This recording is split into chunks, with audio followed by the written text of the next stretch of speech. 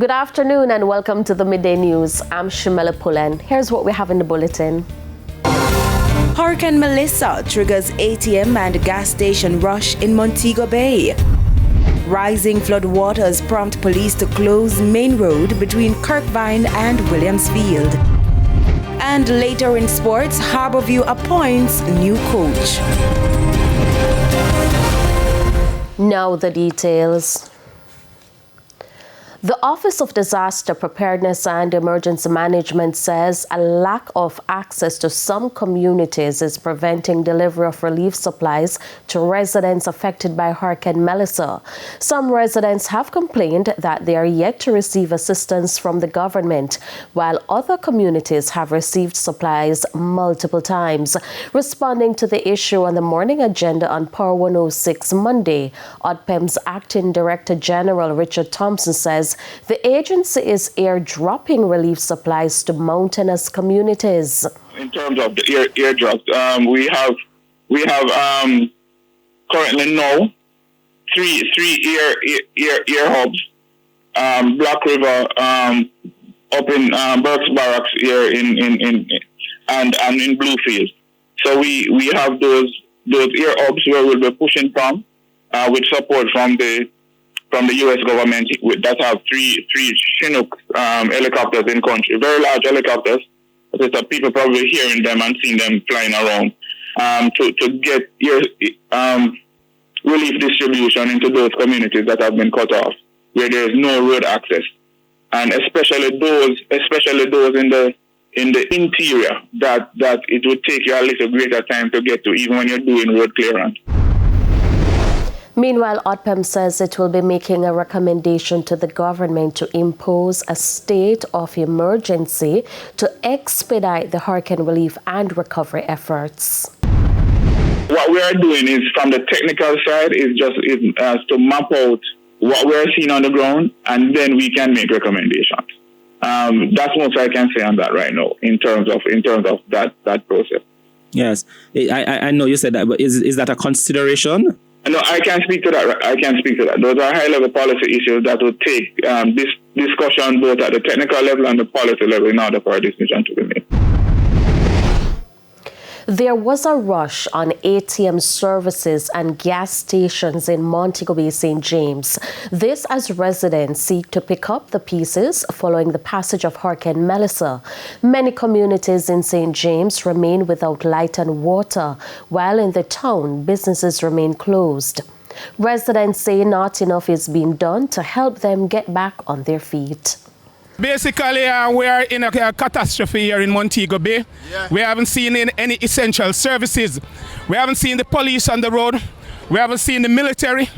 We haven't seen fire brigade. All the roads are impossible still. Where is the power may be? We haven't seen none of the politicians around. Today is the third day from the hurricane. No money in none of the banks here. None of the Scotia banks. No bank.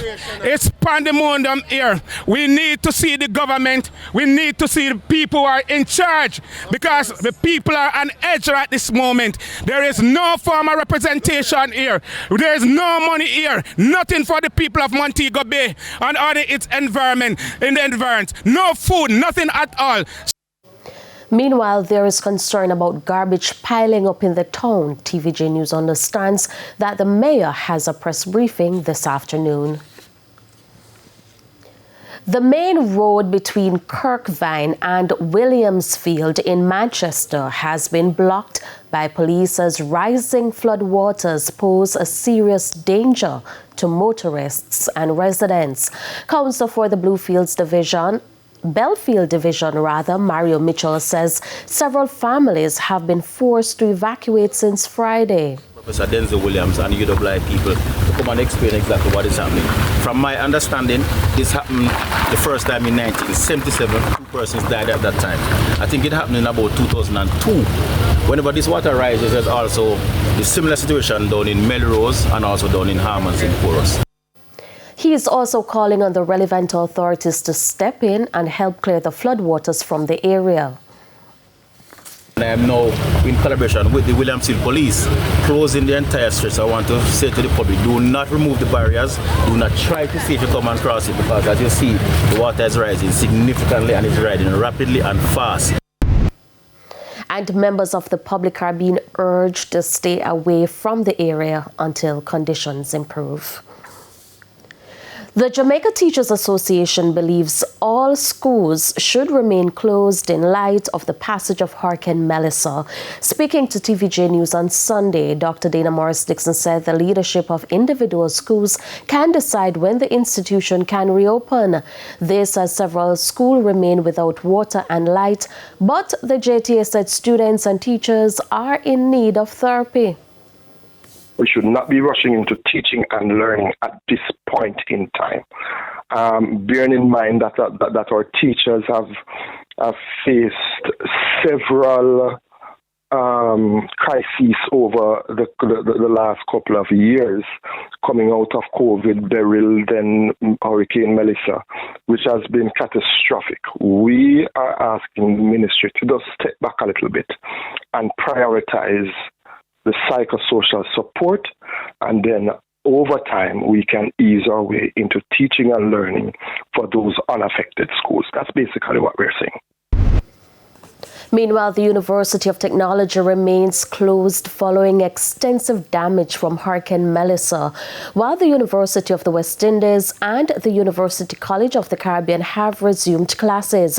Northern Caribbean University resumes classes on Tuesday. Details in this report. The University of Technology, UTech, has suffered several damage not only at its Papine campus but also across its 3 western campuses, with reports of roof damage, leaking classrooms and shattered glass doors, prompting a full suspension of classes until further notice.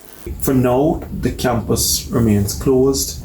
Classes have been suspended, and there are a number of factors that we're taking into consideration before we contemplate reopening, because one, we need to repair the campus where we've had damage.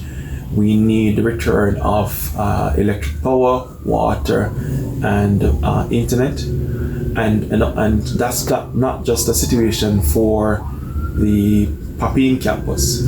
We need a restoration of electric power and other utilities to all our campus locations. Graduation, which was scheduled for this weekend, has also been postponed.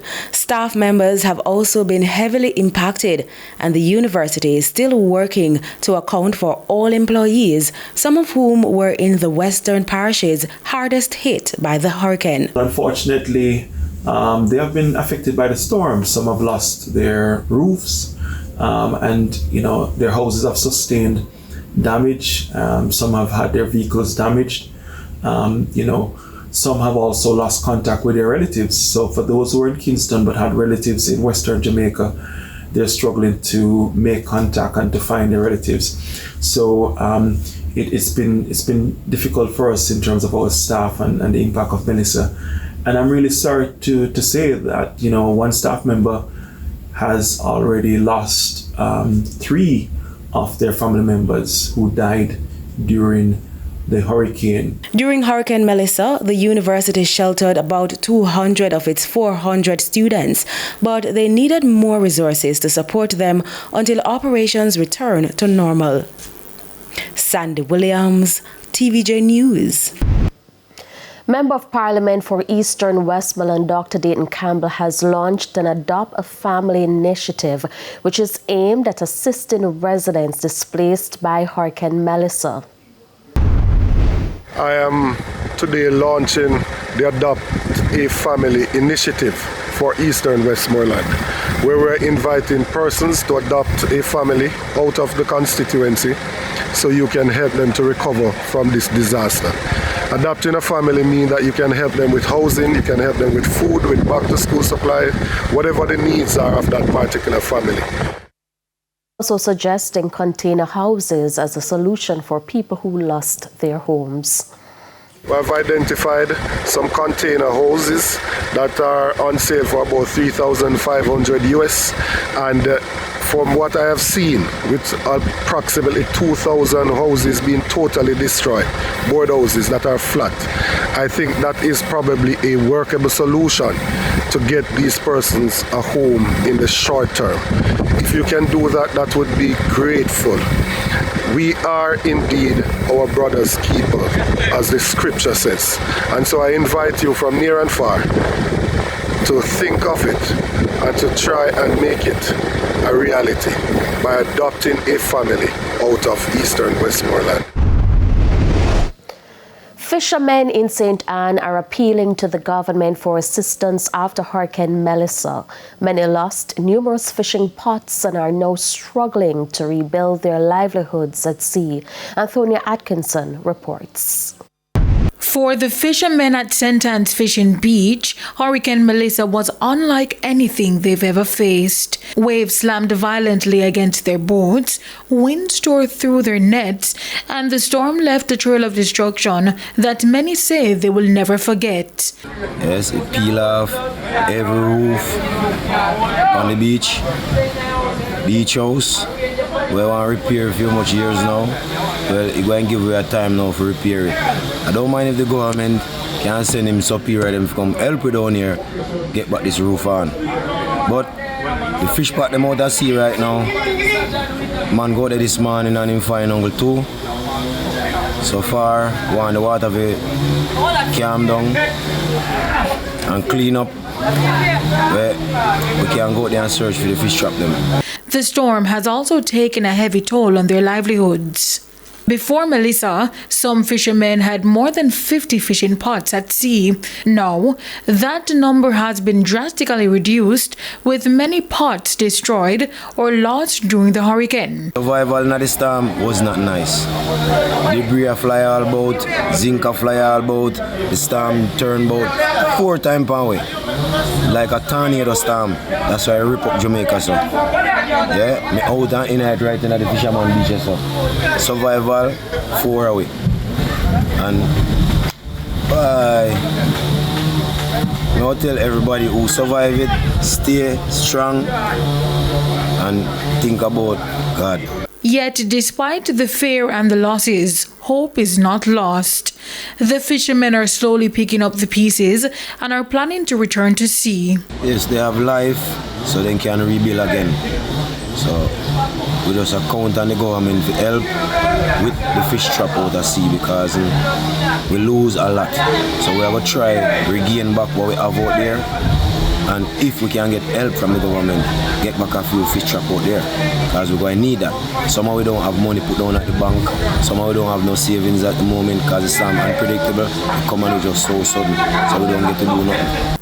Antonia Atkinson, TVJ News.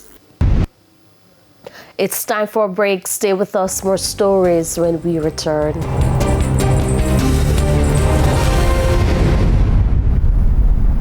Welcome back to the Midday News.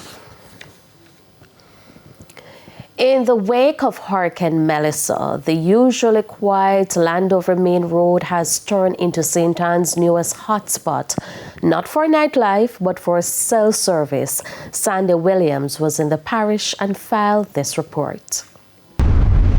Long lines of parked vehicles stretched along the roadway. Doors open, windows down, and phones held high. Residents from communities as far as Discovery Bay, Bamboo, and Claremont have flocked here, drawn by one thing: a signal. With power and internet still down across much of the parish, this small patch of coverage in Landover has become the go-to spot to call family and friends. We're trying to get some signal, digital signal, because my sister lives in Salem, so we're not getting any signal down there. So we want to contact a family member, so we came out here to get signal, digital signal. You're getting through right now? Not quite, but some persons are. Not everyone, though, was lucky. I'm trying to call someone, but what I think is happening is that from their end, I'm not able to connect. So maybe the call is going through to them, but they're not able to receive my call. So I guess I have to go to another location. The atmosphere is part reunion and part relief. Among those spotted on the stretch was Corporate Public Relations Manager Delano Williams from the National Water Commission. Even as he coordinated restoration efforts, he found himself among the crowd trying to reach his teams. I definitely had to stop here along the Landover Street. It's one of the spots in between my drive where we got good signal. So here out in Coral Gardens, sections in Montego Bay, there was okay signal, and that's where we've been using it. I've been using it strategically to keep abreast with my team as I traverse. In a time of disconnection, the unlikely signal spot in Landover has become a symbol of resilience, a place where hope, community, and technology meet on one busy stretch of road. Sandy Williams, TVJ News. Community members at a St. Elizabeth shelter are calling on the relevant authorities to assist with improving conditions at the facility. Speaking with TVJ News, residents told us what they need to stay at the shelter. Let me do that again. Residents told us what they need to stay at the shelter a while longer. Here after the storm, and even if we could have go around here, go try see what we can do for back back. Even though we don't have any ply, nothing, but water come in and again after the storm and wash out everything we left around here. So you can't restart at this moment? No, we can't restart. We need help. Meanwhile, over in Santa Cruz, a resident has opened his premises for persons in need of water. Leon Stewart says residents from other parishes are also welcome. I would advise anybody who using the water, it is free, but I would advise you to boil the water before drinking or chlorinate it because it's not chlorinated. But I drink it, it's drinkable. And so anybody using it, it's mainly for washing and domestic use. So you have been serving these people. What come to your mind to do the open this to the community, especially in this storm time? We already have people to come from, even Westmoreland. Well, yes, I was born for that purpose, to help people. And we thank Mr. Stewart there for his kindness. It's now time for the Business Minute. Chief Executive Officer of JETS, Imondo Hennes, says without power and telecommunications, there will be a limit on how fast the multi-link network can be restored after the ravages of Hurricane Melissa. The JETS CEO stressed that the recovery process is slow because of the dislocation of the country's power supply and telecommunication system by the Category 5 hurricane. He pointed out that only 391 or 41% of the country's 900 ABMs were working up to the end of Friday. Mr. Hennes also pointed out that only 14% of the country's 240,000 point-of-sale machines are currently working. Further afield, with SNAP benefits running out for thousands, local farmers' markets, including the Marin Civic Center's Sunday Market, are helping families in need. Vendors like Swamp Provisions are offering free-baked goods, while Strauss Family Creamery is giving 50% discounts to EBT and SNAP shoppers. The Agricultural Institute of Marin has also launched an emergency fund to provide free produce to over 1,200 households. Meanwhile, Marin and Contra Costa County leaders are considering millions in emergency funding to support food banks and help families put meals on the table. And that's it for the Business Minute. I'm Prince Moore. Time now for the top regional and international stories. In the region, Premier Dr. Natalia Wheatley says the British Virgin Islands will do all it can to help Jamaica recover from Hurricane Melissa. Speaking in the House of Assembly, he expressed sympathy for those affected, noting the BVI understands the pain of such loss after Hurricanes Irma and Maria. Dr. Wheatley said the BVI stands shoulder to shoulder with Jamaica and pledged support wherever possible. On the international scene, a powerful 6.3 magnitude earthquake has struck northern Afghanistan, killing at least 12 people and injuring more than 180. The quake hit near Mazar-e-Sharif early Monday, damaging homes and the city's iconic Blue Mosque, one of the country's most treasured landmarks. Rescue teams are searching through the rubble with reports of widespread damage across several provinces. Authorities warn the death toll could rise as efforts continue in remote areas. And that's it for the top regional and international stories. I'm Carrie Simpson. Thank you, Karen. We take another break. Sports is next.